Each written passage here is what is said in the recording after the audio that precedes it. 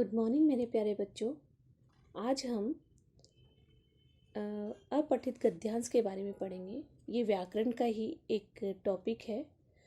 अपठित गद्यांश, जैसा कि नाम से पता लग रहा है, अ यानी नहीं, पठित यानी जो पढ़ा नहीं हो आपने। गद्यांश मतलब एक छोटा सा पैरा जिसको हम आज यहाँ पर पढ़ेंगे। इसका अर्थ है, अपठित का अर्थ है जो पहले ना पढ़ा हो, जो गद्यांश पहले पढ़े न गए हों, उन्हें पढ़कर समझना और उस पर आधारित प्रश्नों के उत्तर देना ही अपठित बोध कहलाता है। इसका मतलब जो आपको एक छोटा सा पैरा दिया जाता है, गद्य दिया जाता है, उस गद्य को पढ़कर, एक छोटा सा अनुच्छेद को पढ़कर उसके बारे में जो प्रश्न दिए गए हैं, आपको उनके बारे में उत्तर लिखने होते हैं। तो इसका प्रश्न है, नीचे दिए गए गद्यांश पढ़िए और प्रश्नों के सही उत्तर पर सही का निशान लगाइए। जैसे कि आप देखो, ये गद्यांश पर आपको मैंने पढ़ा रखा है, तो इसको हम क्या बोलेंगे? पठित। क्या बोलेंगे बच्चों? पठित। ठीक है। और जो नहीं पढ़ा जाता उसको अपठित कहते हैं। तो हम इस तरह से आज दोनों का ही अभ्यास कर लेंगे, पठित और अपठित। ये आपको पता है तो आप इसका इजीली पढ़कर आंसर दे सकते हैं, और जो आपने नहीं पढ़ा उसका आंसर देने में आपको थोड़ी सी सोचना पड़ता है ना। तो यही फर्क है पठित और अपठित में। तो यहाँ हम शुरू करते हैं। हमारे राष्ट्रीय ध्वज में 3 रंग हैं, इसलिए इसे तिरंगा कहते हैं। सबसे ऊपर केसरिया, बीच में सफेद और नीचे हरे रंग की पट्टी है। सफेद पट्टी के बीच में एक चक्र है जिसमें 24 अर्रे हैं। अर्रे मतलब तीलियां है ना। चक्र समय और प्रगति का प्रतीक है और सभी सरकारी भवनों पर राष्ट्रीय ध्वज फहराया जाता है। राष्ट्रीय पर्वों पर भी राष्ट्रीय ध्वज फहराया जाता है। राष्ट्रीय ध्वज हमारे देश की शान है। तो देखिए, ये हमारा राष्ट्रीय ध्वज है, इसके बारे में हम पहले से जानते हैं, इसलिए ये पठित भी है क्योंकि ये मैंने पढ़ाया है। अगर मैं इसको नहीं पढ़ाती तो ये अपठित होता। अब इसके बारे में कुछ प्रश्न हैं जो नीचे दिए गए हैं। पहला प्रश्न है, हमारे राष्ट्रीय ध्वज में कितने रंग हैं? तो आपने कितने रंग देखे बेटा? 3, इसलिए इस पर हम निशान लगाएंगे। किस रंग की पट्टी पर चक्र बना है? सेंटर पट्टी है ना, सफेद, सफेद पर है ना। इसके बाद है, चक्र किसका प्रतीक है? चक्र समय और प्रगति का प्रतीक है। राष्ट्रीय ध्वज कब फहराया जाता है? राष्ट्रीय पर्वों पर, धार्मिक पर्वों पर, मेले पर या फसल पकने पर? कब फहराया जाता है? राष्ट्रीय पर्व। और हमारे राष्ट्रीय पर्व कौन कौन से हैं? हाँ बताइए। 15 अगस्त, 15 अगस्त है ना। 15 अगस्त को हम स्वतंत्रता दिवस भी कहते हैं, गणतंत्र दिवस। इन सभी पर हम परेड देखते हैं और राष्ट्रीय ध्वज फहराया जाता है। तो ये हमारे राष्ट्रीय पर्व हैं। तो ये आज आपका कार्य है, अपठित गद्यांश, इसको समझना।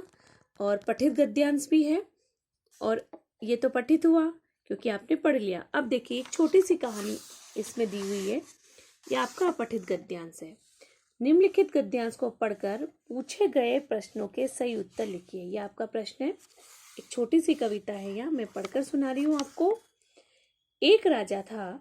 एक दिन वह अपने मंत्री के साथ वेश बनाकर घूमने निकला। उन्होंने अंधे भिखारी को भीख मांगते देखा। राजा को उस पर दया आई। उन्होंने भिखारी को एक सोने की मोहर दी। सोने की मोहर का मतलब जैसे पैसे होते हैं ना, कॉइन्स होते हैं, वैसे ही सोने की गिन्नी होती है बेटा, वो दी।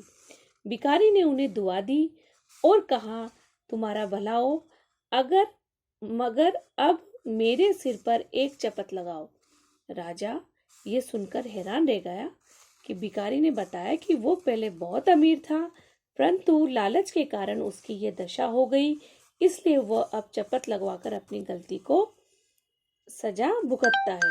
तो इस तरह से आप देखो कि ये कहानी आपके लिए कभी पढ़ी हुई नहीं है, या मैंने नहीं पढ़ाई है, इसलिए इसको हम अपठित गद्यांश कहेंगे और वो पठित होगा जो हमने पढ़ा है। तो अब इसके प्रश्न हमें सोचने पड़ेंगे ना।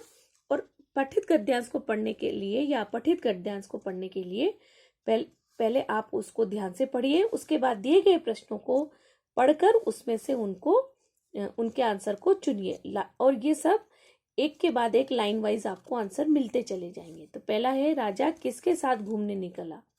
तो देखो ये सबसे ऊपर ही दिया गया है। राजा एक दिन वह अपने मंत्री के साथ वेश बदलकर घूमने निकला। तो किसके साथ निकला बेटा?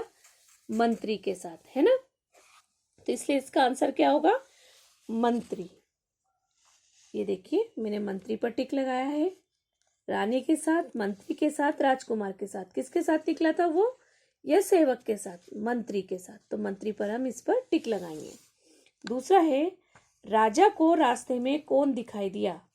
लंगड़ा भिखारी, अंधा भिखारी, बूढ़ा भिखारी या बीमार भिखारी।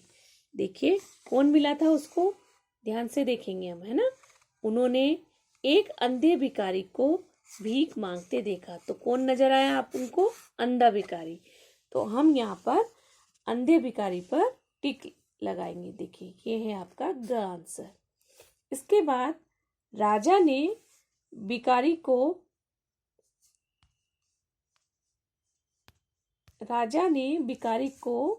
क्या दिया?